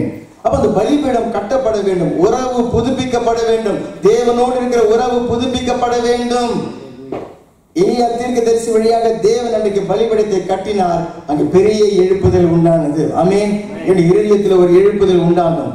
அதே சமயத்துல பாவங்கள் என்னுடைய வாழ்க்கையில நுழைந்து விடும் பொழுது ரட்சிக்கப்பட்டவங்க பாவத்துல விழ முடியுமா? விழக்கூடிய சூழ்நிலைகள் வரலாம், அல்லது ஒரு தவறுகள் கூட செய்து விடலாம். ஆனால் கர்த்தர் நீதியும் உண்மையும் உள்ள தேவனாக இருக்கிறார். பாவங்களை நம்ம மறைக்காம அறிக்கை செய்தால் அவருடைய குமாரன் இயேசு கிறிஸ்து ரத்தத்தினால் கழுவுகிறதற்கு அவர் உண்மையும் நீதியும் உள்ள தேவனாக அவர் இருக்கிறார். அல்லேலூயா. அது அந்த பாவங்கள் வந்து வந்து வந்து இருதயம் கடினப்பட்டு மறைச்சி மறைச்சி மறைச்சி அது மூடி மூடி மூடி இருக்கும்பொழுது அந்த சந்தோஷம் எல்லாம் போய்விடும். ரட்சிப்பின் சந்தோஷம் எல்லாம் அங்கே போய்விடும். ஏதோ ஒரு நடைப்பிண மாதிரி நம்ம ஆகிவிடுவோம். கர்த்தர் சொல்றாரு, நீங்க தூசியை தட்டிட்டு நீ எழும்பு. அல்லேலூயா. எழும்பு. மூன்றாவதாக நம்ம பார்த்தோம், கர்த்தர் அந்த வாழ்க்கையில நம்ம சந்திக்கக்கூடிய போராட்டங்கள், வாழ்க்கையில நீங்கள் சந்திக்கக்கூடிய பிரச்சனைகள், உங்களுடைய சூழ்நிலையில வரக்கூடிய உங்களுடைய நிம்மதியை கெடுக்கக்கூடிய சூழ்நிலைகள், அதில் நான் மூழ்கி போய் விடுகிறேனா, அதில் நான் மடிந்து போய் விடுகிறேனா, இவங்களை அவங்களை காரணம் காட்டி இப்படி ஆச்சு அப்படி ஆச்சு அப்படின்னு சொல்லி கர்த்தரின் மேல குறை சொல்லி கர்த்தரை நான் கேள்வி கேட்கிறேனா? இல்ல. எது எப்படி இருந்தாலும் நான் கர்த்தருக்குள்ளாக நான் மகிழ்ச்சியா இருப்பேன். அவருக்கு கொடுக்கிற நேரத்தை நான் கொடுப்பேன், அவரை ஆராதிக்கிறதை நான் ஆராதிப்பேன், எது நடந்தாலும். அல்லேலூயா. அப்ப உங்களை பார்க்கும்போது தெரியும், என்ன இவங்களுக்கு இவ்வளவு போராட்டம் இருக்குது, இவ்வளவு பிரச்சனை இருக்குது, எப்படி இவங்க சந்தோஷமா இருக்கிறாங்க. ஆமென். உங்களை எல்லாரையும் காட்டிலும் பல பிரச்சனைகள் எங்களுக்கும் இருக்கிறது இல்லையா? ஊழியம் செய்கிறவர்களுக்கு இருக்கிறது, ரட்சிக்கப்பட்ட பிள்ளைகள் இருக்கிறது, எல்லாருக்குமே போராட்டங்கள் உண்டு. ஆனால் அதுல கர்த்தருக்குள்ளாக மகிழ்ச்சியாக நாம் இருக்கிறோம். ஆமென். சரி, அப்ப அந்த தனிப்பட்ட வாழ்க்கையில கர்த்தர் என்னை உயிர்ப்பிக்கிறார். ஆமென். இன்றைக்கு என்னை உயிர்ப்பியும் ஆண்டவரே. கேளுங்க, என்னை உயிர்ப்பியும். கரங்களை உயர்த்தி ஆண்டவரிடத்தில் கேளுங்க, ஆண்டவரே என்னை உயிர்ப்பியும், தூக்கத்திலிருந்து என்னை எழுப்பும், நித்திரையை விட்டு என்னை எழுப்பும், என்னை திருப்பி கொண்டு வாரும், தூசியை தட்டி விடுகிறேன் ஆண்டவரே, தூசியை என்னை நெருங்கி நிற்கிற பாவங்களை நான் விட்டு தள்ளுகிறேன் ஆண்டவரே, விட்டு தள்ளுகிற ஆண்டவரே. எனக்கு நீர்தான் எனக்கு வேண்டும். எந்த போராட்டங்கள் வந்தாலும் சரி, குடும்பத்துல வந்தாலும் சரி, வேலையில வந்தாலும் சரி, சரீர ஆரோக்கியத்துல வந்தாலும் சரி, அல்லது பிள்ளைகள் மூலியமாக வந்தாலும் சரி, பணத்தின் மூலியமாக வந்தாலும் சரி, எப்படி வந்தாலும் சரி, நான் கர்த்தருக்குள்ளாக உயிர்ப்பிக்கப்பட்டு இருப்பேன். நான் கர்த்தருக்குள்ள பச்சையான ஒலிவு மரமாக இருப்பேன். நான் கர்த்தருக்குள் மகிழ்ச்சியாக இருப்பேன். கர்த்தருக்குள்ள நான் உறுதியாய் நான் இருப்பேன். அல்லேலூயா. கர்த்தர் நிச்சயமாக அதை இன்றைக்கு அவர் செய்கிறார். சரி, இரண்டாவதாக நம்முடைய சபையிலையும் கர்த்தர் என்ன பண்ணுகிறார்? ஒரு உயிர் மீட்சியை அவர் அனுப்புகிறார். ஆமென். ஒரு உயிர்ப்பிக்குதலை அவர் அனுப்புகிறார், ஒரு எழுப்புதலை அவர் அனுப்புகிறார். அதற்காக என்னை கொண்டுதான் அதை அவர் செய்கிறார், நம்மை கொண்டுதான் அவர் செய்கிறார், உங்கள் ஒவ்வொருவரையும் கொண்டுதான் கர்த்தர் அதை செய்கிறார். ஆமென். தானியேல் புஸ்தகத்திலே 9வது அதிகாரம், இங்கே ஒரு தீர்க்கதரிசி, தானியேல் தீர்க்கதரிசி, பாபிலோன் தேசத்துல அடிமைகளாக கொண்டு செல்லப்பட்ட அந்த ஜனங்கள் மத்தியில அவர் இருக்கார். கிட்டத்தட்ட ஒரு 14-15 வயதுல அவரை அழைத்து அந்த அடிமைத்தனத்துல கொண்டு சென்றார்கள். இப்போ 70 வருடங்கள் ஆகிவிட்டது. தானியேலுக்கு 85 வயது ஆகிவிட்டது. நல்ல வயசான கிழவனாக ஆகிவிட்டார். இப்போ தானியேல் தேவனிடத்துல ஒரு ஜெபிக்கிற ஒரு மனுஷன். ஆமென். 3 வேளையும் நல்லா ஜெபிக்கிற ஒரு மனுஷன். வேதத்தை நல்ல கருத்தா ஆராய்ந்து அவர் ஜெபிக்கிறவர். பாருங்க, தேவனுடைய ஜனத்திற்காக, தேவனுடைய சபைக்காக, தேவனுடைய நாமத்தின் மகிமைக்காக அவர் ஜெபிக்கிற, தன்னை ஜெபிக்கிறதுக்காகவே ஒப்பு கொடுத்த ஒரு மனுஷன். அவர் சொல்கிறார், தானியேல் 9வது அதிகாரம் 2வது வசனத்துல, தானியேல் ஆகிய நான் எருசலேமின் பாழ்கடிப்புகள் நிறைவேறி தீர 70 வருஷம் செல்லும் என்று கர்த்தர் எரேமியா தீர்க்கதரிசியோடு சொல்லிய வருஷங்களின் தொகையை புத்தகங்களால் நான் அறிந்து கொண்டேன். இப்ப வேதத்தை வாசிக்கிற அந்த தானியேலுக்கு தேவன் ரகசியத்தை வெளிப்படுத்துகிறார். ஆமென். இன்றைக்கு தேவனுடைய பிள்ளையே, நீ வேதத்தை வாசிக்கும் பொழுது தேவன் உனக்கு அந்த வெளிப்பாட்டை தருவார். வேதத்தை நம்ம வாசிக்கிறோமா? எத்தனை பேர் கிரமமா டெய்லி நம்ம வாசிக்கிறோம் வேதத்தை? அவசரமா வாசிக்கிறீங்களா? ஆராய்ந்து வாசிக்கிறீங்களா? அல்லேலூயா. அப்ப தானியேல் ஆராய்ந்து வாசிக்கும் பொழுது அது தெரியுது, நம்ம எல்லாம் பாபிலோனுக்கு அடிமைகளா வந்துட்டோம். ஆனால் இங்கேயே இருக்க வேண்டியதில்லை. 70 வருஷத்துல தேவன் நம்ம எங்க கொண்டு போவேன்னு சொல்லிட்டு வாக்கு பண்ணி இருக்கிறார். எரேமியா தீர்க்கதரிசி வழியாக தேவன் வாக்கு பண்ணி வைத்திருக்கிறாரே, அந்த 70 வருஷம் முடிகிறது என்கிறதையும் அவர் கண்டுபிடிக்கிறார். கண்டுபிடிச்சிட்டு அவர் பார்க்கிறார், ஜனங்களை எல்லாம் பார்க்கிறார். அந்த அடிமைத்தனத்திலே, பாபிலோன்ல அடிமைத்தனத்தில் இருக்கிற அந்த ஜனங்க பாபிலோன்ல நல்லா செட்டில் ஆயிட்டாங்க. பாருங்க, இன்னைக்கு நம்ம இந்தியா, இலங்கை போன்ற தேசங்கள்ல இருந்து வரவங்க இந்த பிரான்ஸ் தேசத்துல என்ன ஆயிடும், எல்லாம் அப்படியே செட்டில் ஆயிடுறாங்க. முன்னாடி அங்க கொஞ்சம் இருந்த அந்த கொஞ்சம் பக்திலாம் கூட இங்க வந்து எல்லாமே எல்லாம் காஞ்சி காத்தா போயிடுச்சு இல்லையா? அந்த பக்திலாம் ஒண்ணுமே இல்லை. அப்ப இந்த பாபிலோன்ல போன இந்த ஜனங்க அவங்க அங்கேயே செட்டில் ஆயிட்டாங்க. எல்லாம் வீடெல்லாம் கட்டி நல்லா சந்தோஷமா அவங்க இருக்கிறாங்க. அது மாத்திரம் இல்லாம தேவனை சுற்றமா மறந்து போய்விட்டாங்க. தேவனை தேடுகிறது இல்லை. அவர்களை எகிப்திலிருந்து மீட்டு கொண்டு வந்த தேவன், இஸ்ரவேலின் தேவனை மறந்து போய்விட்டார்கள். இப்போ ஒரு பக்கம் தேவன் வாக்குத்தத்தத்தை கொடுத்திருக்கிறார், இன்னொரு பக்கம் தேவ ஜனங்கள் அந்த வாக்குத்தத்தத்தை நிறைவேற்றும்படிக்கான அந்த சூழ்நிலை அவர்களுக்குள்ளாக இல்லை. அவர்களுக்குள்ளாக ஒரு மனம் திரும்புதல் இல்லை. ஆமென். அங்க அந்த தேவனை தேடுகிற ஒரு உணர்வு உள்ளவன் அங்க இல்லை. ஆனால் கர்த்தர் என்ன சொல்லியிருக்கிறார்? நீங்க நல்ல ஆடல் பாடல் சத்தத்தோடு நீங்க திரும்பி வருவீங்க. உங்களை நான் என்ன பண்ணுவேன்? ஸ்திரப்படுத்துவேன். நீங்கள் வந்து குறுகி போக மாட்டீங்க. உங்களை நான் வந்து மகிமைப்படுத்த போகிறேன். நீங்கள் சிறுமைப்பட்டு நீங்க போக மாட்டீங்க. உங்கள் பிள்ளைகள் எல்லாம் முன்போல் இருப்பாங்க. ஆமென். உங்க பிள்ளைகள் எல்லாம் முன்போல் இருப்பாங்க. உங்களுடைய சபைங்கிறது அந்த இஸ்ரவேல் தேசத்து ஜனங்கள் சபை. இன்னைக்கு நம்முடைய சபை. அல்லேலூயா. நம்முடைய சபைக்கு தேவன் அந்த வாக்குத்தத்தத்தை கொடுத்திருக்கிறார். உங்கள் சபை எனக்கு முன்பாக திடப்படும். உன்னை நான் மறுபடியும் கட்டி எழுப்புவேன். இஸ்ரவேல் என்னும் கண்ணியே, மறுபடியும் உன்னை நான் கட்டி எழுப்புவேன். நீ கட்டப்படுவாய். மேல தாள வாத்தியத்தோடும் ஆடல் பாடல் பண்ணுகிறவருடைய களிப்புள்ள கூட்டத்தோடு நீ புறப்பட போகிற. திராட்சை தோட்டங்கள் நாட்டுவர். நிறைய சொல்கிறார், கர்த்தர் சொல்கிறார். வாக்குத்தத்தம், வாக்குத்தத்தம். தானியேல் அதை விசுவாசிக்கிறார். 70 வருஷங்களும் முடிகிறது. தேவன் நமக்கு வாக்குத்தத்தத்தை கொடுக்கும் பொழுது அதை வாங்கி மயில் இறகு, சின்ன பிள்ளைங்க புக்ல அந்த மயில் இறகு வைக்கிற மாதிரி வச்சுக்கிட்டு அதை அப்படி தூங்க வச்சதுனால அது வந்து நிறைவேறாது. அது நிறைவேறாமல் போகும் பொழுது என்ன ஜனங்க சொல்லிடுறாங்க, ஆமா போல கர்த்தருக்கு சித்தம் இல்லை, கர்த்தரால முடியல போல, அல்லது கர்த்தர் எனக்கு செய்ய விருப்பம் இல்லை போல அப்படின்னு சொல்லி ஜனங்கள் சொல்லிவிடுகிறார்கள். இல்லை, வாக்குத்தத்தங்கள் எல்லாமே நிறைவேற்றப்பட்டிருக்கிறது தேவனுடைய பார்வையில. ஆமென். அதற்கான நன்மைகள் எல்லாவற்றையும் அவர் ஆயத்தப்படுத்திட்டு தான் வாக்குத்தத்தமாகவே கொடுக்கிறார். இப்போ வாக்குத்தத்தத்தை பெற்றுக்கொண்ட மகன் நான் அதற்காக கருத்தாய் ஜெபிக்க வேண்டும். அது ஜெபிக்கும் பொழுதுதான் கர்த்தர் அதை நிறைவேற்றுகிறார். அல்லேலூயா. நிறைய பேர் வாக்குத்தத்தத்தை வாங்கி கொண்டு அதற்காக ஜெபிக்கிறதும் இல்லை, அதற்காக உபவாசித்து கர்த்தரிடத்துல கேட்கிறதும் இல்லை. ஆனால் என்ன பண்ணிடுறாங்க, செல்ல சொன்னா சபையில கொடுத்தாங்க, அதை நான் வாங்கி கொண்டேன், அது என்னமோ நிறைவேறல தெரியல அப்படின்னு சொல்லிட்டு அதை விட்டு விடுகிறார்கள். ஆனால் தானியேல் அப்படி இல்லை பாருங்க. தானியேல் அவர் ஜெபிக்கிற ஒரு மனுஷன். ஆமென். 3வது வசனத்துல தானியேல் பார்க்கிறார், ஒரு பக்கம் கர்த்தர் கொடுத்த அந்த காலம் முடியுது, 70 வருஷம் முடியுது. இன்னொரு பக்கம் ஆசீர்வதிக்க முடியாதபடிக்கு இந்த ஜனங்க முரட்டாட்டம் உள்ள ஜனங்களா இருக்கிறாங்க. இந்த கழுத்து வளைய மாட்டுது, வணங்கா கழுத்தா இருக்கிறாங்க, எதிர்த்து நிற்கிறாங்க, முரட்டாட்டம் உள்ள ஜனங்களாக இருக்கிறாங்க. கர்த்தர் அவர்களை ஆசீர்வதிக்க முடியாது. அவங்க தேவனை நோக்கி கதறி கூவ போறதும் கிடையாது, ஜெபிக்க போறதும் கிடையாது. இப்போ தானியேல் அவர் பார்க்கிறார், கர்த்தர் வாக்குத்தத்தம் சொல்லிட்டார், ஜனங்கள் விடுதலை ஆகணும், ஜனங்கள் ரட்சிக்கப்படணும், ஜனங்கள் உயிர் மீட்சி அடையணும், ஜனங்கள் தன்னுடைய சொந்த தேசத்துக்கு போகணும்.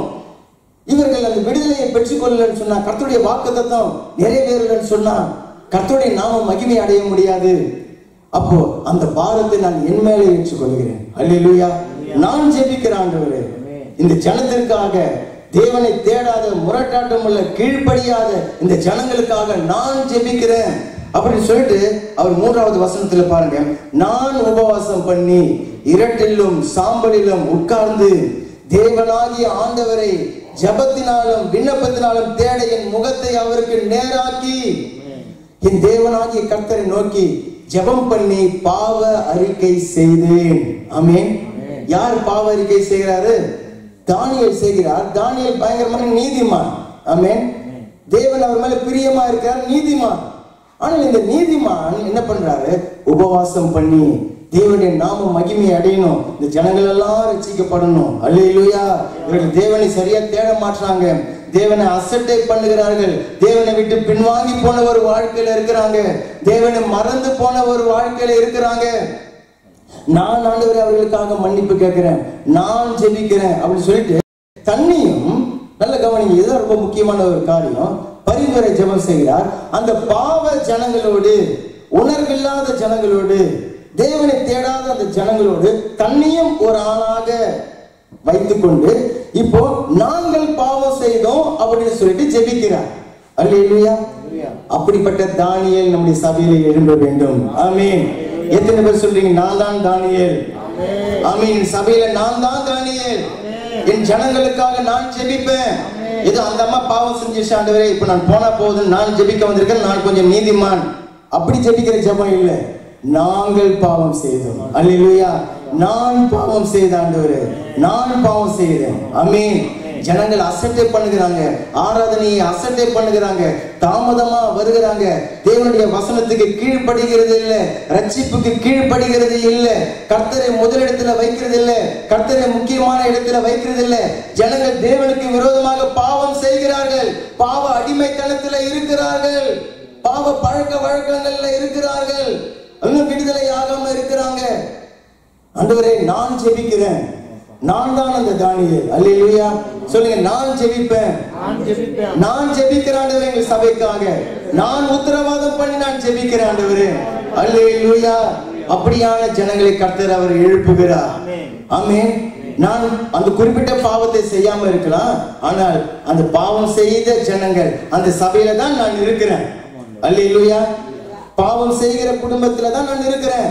நீங்க ரட்சிக்கப்பட்டுட்டீங்க இன்னைக்கு இல்லையா? உங்க கணவர் செய்கிறார், உங்க மனைவி செய்கிறார், உங்க பிள்ளைகள் பாவம் செய்கிறார்கள், அந்த குடும்பத்துல தான் நான் இருக்கிறேன். அப்ப நான் ஜெபிக்க வேண்டும், உபவாசம் பண்ணி கண்ணீரோடு கர்த்தருடைய பாதத்தை பிடித்துக் கொண்டு நான் பாவம் செய்தேன் ஆண்டவரே, நாங்கள் பாவம் செய்தோம் ஆண்டவரே, எங்கள் பாவங்களை மன்னியும் அப்படின்னு சொல்லிட்டு தானியேல் ஜெபிக்கிறார். அல்லேலூயா. சபைக்காக ஜெபிக்கிற தானியேல்களை கர்த்தர் உருவாக்குகிறார். தானியேல் ஜெபக்குள்ள இருக்கிறவர்கள் அத்தனை பேரும் இப்படிப்பட்ட ஒரு பாரத்தை இன்றைக்கு அவர்கள் பெற்றுக் கொள்கிறார்கள். ஏன் சொன்னாங்க? ஆசீர்வாதம் இல்லை, குறைவா இருக்கிறது, பற்றாக்குறைகளாக இருக்கிறது. கர்த்தர் சொல்லியிருக்கிற வாக்குத்தத்தம் நிறைவேற வேண்டும். அது நிறைவேறன்னு சொன்னா தேவனுடைய நாம மகிமை அடைய முடியாது. ஆமென். உம்முடைய நாம மகிமைக்காக இதை செய்யுங்க. உம்முடைய நாம மகிமைக்காக இதை செய்யுங்க. ஆண்டவரே, நான் ஜெபிக்கிறேன், நான் உத்தரவாதம் பண்ணுகிறேன். கர்த்தராகிய இயேசுவை பற்றி சொல்லும் பொழுது ஏசாயா புத்தகம் 53வது அதிகாரம் கடைசி வசனம் 12வது வசனத்துல அவர் தம்முடைய ஆத்துமாவை மரணத்திலே ஊற்றி அக்கிரமக்காரரில் ஒருவராக அவர் எண்ணப்பட்டார். 3 சிலுவையில இவரும் திருடர், அவரும் திருடர், இவரும் திருடர் என்கிறது போல அக்கிரமக்காரரில் ஒருவராக எண்ணப்பட்டு அநேகருடைய பாவத்தை தாமே சுமந்து அக்கிரமக்காரருக்காக வேண்டிக் கொண்டதின் நிமித்தம் அநேகரை பங்காக கொடுப்பேன். அல்லேலூயா. அவர் பலவான்களை கொள்ளையாக பங்கிட்டுக் கொள்வார். ஆமென்.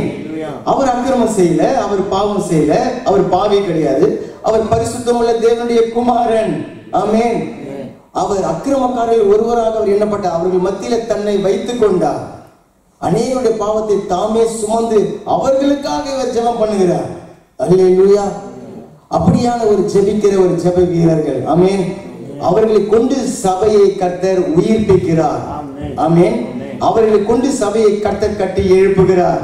அவர்களை கொண்டு கர்த்தர் சபையில் ஒரு எழுப்புதலை கட்டளையிடுகிறார்.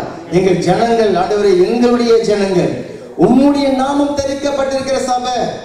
சபை யாருடையது? கர்த்தருடையது. ஆமென். ஜனங்கள் யாருடையவர்கள்? கர்த்தருடையவர்கள். கர்த்தருடைய நாமம் உங்க மேல தரிப்பிக்கப்பட்டிருக்கிறது. அல்லேலூயா. இந்த ஊழியம் யாருடையது? கர்த்தருடைய ஊழியம். அப்ப உம்முடைய நாமம் அவமானப்படக்கூடாது, உம்முடைய நாமம் அவமதிக்கப்படக்கூடாது, அங்க குறைவு காணப்படக்கூடாது. அவருடைய சரீரமாகிய சபையில குறைவு காணப்படக்கூடாது. அவருடைய சபை நிரம்பி இருக்க வேண்டும். அல்லேலூயா. அங்க குறைவுகள் இருக்க முடியாது, சிறுமைகள் இருக்க முடியாது, அங்க பலவீனங்கள் இருக்க முடியாது. அங்க திடமாக சபை கட்டப்படும். அல்லேலூயா. உம்முடைய நாமத்தின் நிமித்தம் செய்யுங்க ஆண்டவரே. நாங்கள் எல்லாம் பாவ ஜனங்கள். ஆமென். நாங்கள் பாவம் செய்தோம். சொல்லுங்க, நாங்கள் பாவம் செய்தோம். அல்லேலூயா. நான் செய்தேன். தானியேல் அப்படிதான் ஜெபிக்கிறார். அந்த 9:20 நீங்க வாசித்து பாருங்க. நான் பாவம் செய்தேன் அப்படின்னு சொல்லிட்டு அவர் ஜெபிக்கிறார். அல்லேலூயா. அடுத்ததாக அவர் அதுல கேட்கிறார். ஆண்டவரே, நீங்க வாசித்து பாருங்க, 16வது வசனத்துல நீங்க வாசித்து பாருங்க. ஆண்டவரே, இந்த ஜனத்தின் மேல இருக்கிற உங்களுடைய கோபத்தை எடுத்து போடும், உங்களுடைய கோபத்தை எடுத்து போடும். பாருங்க, ஆசீர்வதிங்க, ஆசீர்வதிங்க, இது நடக்கணும் அது நடக்கணும்னு சொல்லி கேட்பாங்க. ஆனா தேவ கோபம் அங்கே இருக்கிறது. அல்லேலூயா. தேவ ஜனங்கள் மேல தேவ கோபம் இருக்கிறது. அந்த தேவ கோபத்தை எடுக்காம அங்க ஆசீர்வாதம் இறங்கி வர முடியாது. கீழ்ப்படியாத ஜனங்கள், அவர்கள் மேல தேவ கோபம் இருக்கிறது. அப்ப தேவ கோபத்தை எடுத்து போடுங்க, உங்களுடைய இரக்கத்தினால எடுத்து போடுங்க. தானியேல் ஜெபிக்கிறார். இப்படி நம்ம ஜெபிக்கிறோமா? மற்றவர்களுக்காக ஜெபிக்கும் பொழுது, ஒரு வியாதிக்காக நம்ம ஜெபிக்கும் பொழுது, அல்லது இவர் ரட்சிக்கப்படணும், அவர் ரட்சிக்கப்படணும்னு ஜெபிக்கும் போது நம்ம அப்படி ஜெபிக்கிறோமா? கர்த்தர் இன்றைக்கு அந்த ஜெப பாரத்தை அவர் தருகிறார். அல்லேலூயா. உம்முடைய கோபத்தை இந்த குடும்பத்தை விட்டு எடுத்து போடுங்க ஆண்டவரே. உம்முடைய கோபத்தை இந்த சபையை விட்டு நீர் எடுத்து போடும் ஆண்டவரே. உம்முடைய கோபத்தை இந்த சகோதரன் சகோதரியை விட்டு நீர் நீக்கி போடுங்க ஆண்டவரே. அப்பா, மனம் இறங்கு ஆண்டவரே. நாங்கள் பாவம் செய்தோம் ஆண்டவரே. நீர் நீதி உள்ளவர், நீர் உண்மை உள்ளவர். எங்களுக்கு வந்த தண்டனைகள் சரியானது ஆண்டவரே. எங்களை மன்னியுங்க, எங்களை மன்னியுங்க சொல்லிட்டு அவர் கேட்கிறார். உம்முடைய முகத்தை எங்கள் மீது பிரகாசிக்க பண்ணும். அல்லேலூயா. 17வது வசனத்துல அவர் கேட்கிறார், உம்முடைய முகத்தை எங்கள் மீது பிரகாசிக்க பண்ணும். ஆமென். எதுக்காக கேட்கிறார்? எங்களுடைய நீதியின் நிமித்தமா? இல்ல நான் ரொம்ப நல்லவன்றதுனாலயா? இல்ல, ஆண்டவரின் நிமித்தம், கர்த்தராகிய இயேசு கிறிஸ்துவின் நிமித்தம், அவர் சிந்தின ரத்தத்தின் நிமித்தம், அவருடைய சிலுவை பாடுகளின் நிமித்தம். ஆண்டவரே, உங்களுடைய முகத்தை இந்த குடும்பத்தின் மேல பிரகாசியுங்க. உங்களுடைய குடும்பத்தை எங்கள் சபை மேல பிரகாசியுங்க. உங்களுடைய முகத்தை என்னுடைய பிள்ளைகள் மேல பிரகாசியுங்க. அந்த முகத்தை பிரகாசிக்கிறது என்கிறது தேவன் மனம் இறங்கி அவர்கள் மேல ஒரு இரக்கம் பாராட்டுகிறது, ஒரு கிருபை பாராட்டுகிறது. அல்லேலூயா. அந்த கிருபை இருந்தால் போதும். நம்முடைய பிள்ளைகள் மேல தேவ கிருபை இருந்தால் போதும். நம்முடைய சபை மேல தேவ கிருபை இருந்தால் போதும். உங்க குடும்பத்து மேல தேவ கிருபை இருந்தால் போதும். அல்லேலூயா. முகத்தை பிரகாசிங்க பிரகாசிங்க அப்படின்னு சொல்லிட்டு எங்களுடைய சுய காரியங்களை வைத்து நாங்க கேட்கல. நாங்க ஏதோ நல்லா ஜெபிச்சிட்டோம், ஏதோ நாங்க இன்னைக்கு வந்துட்டோம் அதனால எங்களுக்கு கொடுங்கன்னு சொல்லி கேட்கல. ஆண்டவரின் நிமித்தம், உம்முடைய இரக்கத்தின் நிமித்தம் ஆண்டவரே நீங்க செய்யுங்க அப்படின்னு சொல்லிட்டு தானியேல் அவர் ஜெபிக்கிறார். அல்லேலூயா. 19வது வசனம் ரொம்ப முக்கியமான ஒரு வசனம். தானியேலுடைய அபிஷேகம், பரிந்துரை பண்ணுகிற அந்த ஒரு அபிஷேகம் இன்றைக்கு சபையார் ஒவ்வொரு மேலும் இறங்கி வருகிறது. தானியேல் ஜெபக்குழு மேல இறங்கி வருகிறது. எப்படிப்பட்ட ஒரு அபிஷேகம் தானியேலுக்குள்ள? அவர் ஜெபிக்கிறார். 19வது வசனம், ஆண்டவரே கேளும், ஆண்டவரே மன்னியும், ஆண்டவரே கவனியும், என் தேவனே உம்முடைய நிமித்தமாக அதை தாமதியாமல் செய்யும். உம்முடைய நகரத்துக்கும் உம்முடைய ஜனத்துக்கும் உம்முடைய நாமம் தெரிவிக்கப்பட்டிருக்கிறதே அப்படின்னு சொல்லிட்டு தானியேல் ஜெபிக்கிறார். நம்ம அதை படிக்கிற மாதிரி அதை படிச்சுட்டோம். ஆனா அவர் அப்படி செய்யல. அவர் செஞ்ச ஜெபம் அது. அவர் எப்படி செய்யறார்? ஆண்டவரே எங்களை மன்னிங்க, ஆண்டவரே எங்களை கேளுங்க, ஆண்டவரே எங்களுக்கு தாமதிக்காதீங்க, ஆண்டவரே ஆண்டவரே ஆண்டவரே ஆண்டவரேன்னு சொல்லி கெஞ்சுகிறார். ஆமென். மனுஷரிடத்துல கெஞ்சக்கூடாது, இல்ல தேவனிடத்துல நாம் கெஞ்ச வேண்டும். அல்லேலூயா. பிள்ளைகள் போல அவருடைய கழுத்தை கட்டி கொண்டு எங்களை ஆசீர்வதியும், எங்களை ஆசீர்வதியும், எங்களை ஆசீர்வதியும் என்று சொல்லி ஜெபிக்கிற தானியேல்களை கர்த்தர் அவர் எழுப்புகிறார். அல்லேலூயா. மனமிறங்க மனமிறங்க என்று சொல்லி அவருடைய பாதத்தை பிடித்துக் கொண்டு கண்ணீரோடு ஜெபிக்கிற பிள்ளைகளை கர்த்தர் அவர் தேடுகிறார். அல்லேலூயா. ரட்சிக்கப்பட்ட என்னுடைய குடும்பத்தில் மற்றவர்கள் ரட்சிக்கப்படாமல் இருக்கிறது தேவனுக்கு அதுல மகிமை இல்லை, அதுல பெரிய ஆசீர்வாதம் இல்லை. என் குடும்பம் ரட்சிக்கப்படுவதுதான் தேவனுடைய நாமத்தின் மகிமை. அப்ப உம்முடைய நாமத்தின் நிமித்தம் இதை செய்யுங்க. என் குடும்ப கௌரவத்துக்காக இல்ல. ஐயோ என் குடும்பம் ரட்சிக்கப்படாம 4 பேர் என்ன சொல்லுவாங்க, என் பிள்ளைங்க தவறான வழியில் நடந்த 4 பேர் என்ன சொல்லுவாங்க, என் பேரு பாதிக்கும், என் பேரு எனக்கு, நான் இந்த ஜெபம் கேட்கப்படாது. தானியேல் சொல்றார், உம்முடைய நாமத்தின் நிமித்தம், உம்முடைய நாமத்தின் மகிமைக்காக. சபை வளரணும், ஜனங்கள் வரணும். ஏன் நமக்கு ஏதோ கொடி கட்ட போறோமா? நம்முடைய நாமம் மகிமை அடைய போகிறதா? இல்ல, இது தேவ சபை. ஆமென். அது வளர்ந்து தான் ஆக வேண்டும், வேற வழியே இல்லை. ஆமென். அது ஸ்தாபிக்கப்பட்டு விட்டால் தேவ சபை வளர்ந்து பெருகியே தான் அது ஆக வேண்டும். ஆனால் ஜெபிக்கிற ஜனங்களை அவர் பார்த்து கொண்டிருக்கிறார், தானியேல்களை அவர் பார்த்து கொண்டிருக்கிறார். அல்லேலூயா. நான் உத்தரவாதம் பண்ணி ஜெபிக்கிறேன். நாங்கள் பாவம் செய்தோம், நான் பாவம் செய்த ஆண்டவரே, நான் பாவம் செய்தோம், இந்த காரியங்கள் எல்லாம் வருவதற்கு நான் காரணமாய் இருந்தேன். எங்களை மன்னிங்க, எங்களை மன்னிங்க. நீர் நீதி உள்ளவர், நீர் எல்லாவற்றையும் கரெக்டா நீங்க செஞ்சிருக்கிறீங்க. எங்களுக்கு வந்த எந்த காரியமும் நீர் கரெக்டா செய்திருக்கிறீங்க. உண்மைக்கு யார் கேள்வி கேட்க முடியும்? ஆண்டவரே உங்களுடைய கோபத்தை எங்களை விட்டு நீர் எடுத்து போடும். எது வரைக்கும் ஆண்டவரே கோபமா இருப்பீங்க? எது வரைக்கும் ஆண்டவரே எங்களை ஆசீர்வதிக்காம இருப்பீங்க? எது வரைக்கும் ஆண்டவரே, எது வரைக்கும் ஆண்டவரே நீ முற்றிலுமாய் நீர் எங்களை மறந்து விடுவீரா? உங்களுடைய இரக்கம் எங்களுக்கு கிடைக்காமலே போய்விடுமா? எது வரைக்கும் ஆண்டவரே, எது வரைக்கும் ஆண்டவரே நீர் அப்படி இருப்பீங்க? ஆண்டவரே எங்கள் மேல மனம் இறங்குங்க, ஆண்டவரே எங்கள் மேல மனம் இறங்குங்க. எங்களை திருப்பி கொண்டு வாரும், எங்கள் குடும்பத்தை, எங்களுடைய சபையை திருப்பி கொண்டு வாரும். ஒரு எழுப்புதல் எங்களுக்குள்ள கட்டளையிடும். உணர்வுள்ளவர்கள் உண்டாகட்டும். நாங்கள் ஆண்டவரை ஜெபிக்கிறோம். ஆமென். நான் ஜெபிக்கிற ஆண்டவரே. ஆமென். அல்லேலூயா. தானியேல் ஜெபிக்கிறார். அதனுடைய விளைவு இந்த ஒரே ஒரு மனுஷன் ஜெபம். ஆமென். ஒரே ஒரு தானியேல் ஜெபித்த ஜெபம் பாபிலோன் தேசத்தில் இருந்த அந்த ஜனங்கள் தேவன் சொல்லி வைத்தபடியே 70 வருடம் அந்த முடிவும் அந்த காலத்துல அவர்கள் சொந்த தேசத்துக்கு திரும்பினார்கள். ஆமென். ராஜ்யங்களை தள்ளினார், ராஜாக்களை ஏற்படுத்தினார். ஆமென். சமாதானமாக அந்த ஜனங்கள் தேசத்துக்கு வந்து சேர்ந்தார்கள். ஆமென். இந்த நீங்க இருக்கிற அந்த கிராமம் பாருங்க, நீங்க இருக்கிற அந்த நகரம், நீங்க ரட்சிக்கப்பட்டிருக்கிறீங்க. இந்த ஜனங்கள் பாவத்துல வாழ்ந்து கொண்டிருக்கிறாங்க. இந்த தேசத்து ஜனங்கள் பாவத்துல வாழ்ந்து கொண்டிருக்கிறாங்க. நீங்க இருக்கிற வீடு, நீங்க இருக்கிற சிட்டி, நீங்க இருக்கக்கூடிய அந்த நகரம், அவர்கள் பாவத்துல இருக்கிறாங்க, தேவனுக்கு விரோதமா துரோகத்துல இருக்கிறாங்க, கீழ்ப்படியாமல் இருக்கிறாங்க. எனக்கு தெரியாத ஆண்டவரே நான் ஒண்ணுமே செய்யல அப்படின்னு சொல்லி இருக்க முடியாது. அந்த நகரத்துலதான் நீங்க இருக்கிறீங்க. அந்த பாரம் எனக்கு வர வேண்டும். ஆண்டவரே என்னுடைய நகரத்து ஜனங்களுக்காக நாங்கள் பாவம் செய்தோம், ஆண்டவரே எங்களை மன்னிங்க. இந்த ஜனத்தின் மேல இருக்கிற கோபத்தை எடுத்து போடுங்க. ஆமென். இவர்களை மன்னிங்க ஆண்டவரே. உங்களுடைய முகத்தை நான் இருக்கிற நகரத்து மேல பிரகாசியுங்க. பாழாய் போன ஸ்தலங்களோட பாதங்கள் எழும்பட்டும் ஆண்டவரே. அல்லேலூயா. உம்முடைய சுவிசேஷங்கள் அறிவிக்கப்படட்டும் ஆண்டவரே. உம்முடைய பாதங்கள் எழும்பட்டும்.